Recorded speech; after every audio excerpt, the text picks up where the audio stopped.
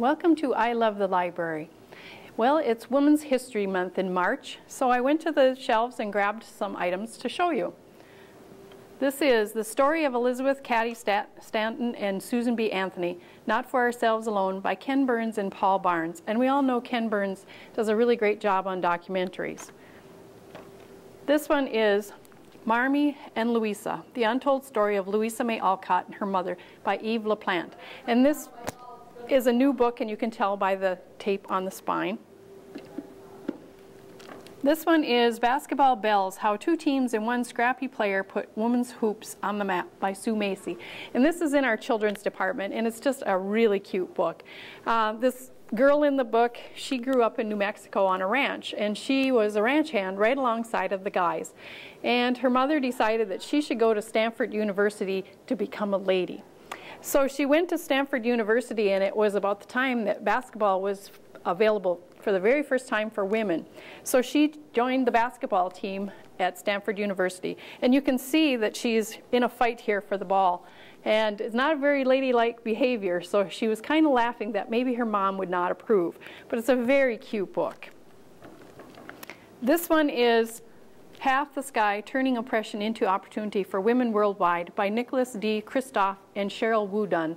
And this book goes into some of the horrors that women are still experiencing in this day and age, mainly in third world countries, and how some of these very special women turn things around and actually turned a negative into a positive and are helping other women.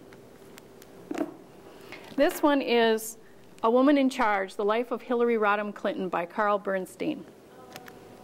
And this is the book that I'm reading right now. This is The Lost German Slave Girl, The Extraordinary True Story of Sally Miller and Her Fight for Freedom in New Orleans, by John Bailey.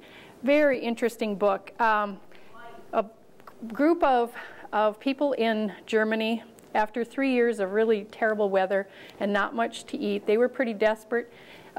Two brothers by the last name of Mueller, they started talking about immigrating to America, and they got a lot of family and friends to decide to do it with them, so there were about 40 people.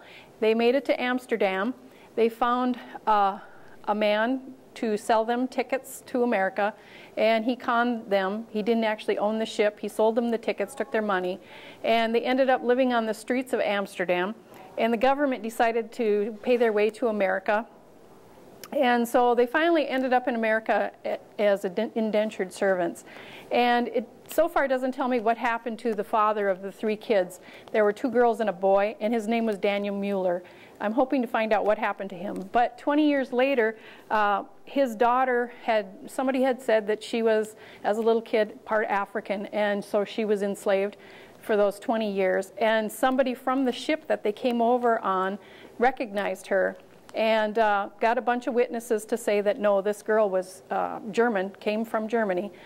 So it was a major court case in New Orleans, and I don't know what happens, and I'm not going to tell you the ending, even if I knew it. But if you're interested in anything to do with women's history, come on into the library, and we'll try and find you a book on the subject. So I hope to see you at the library.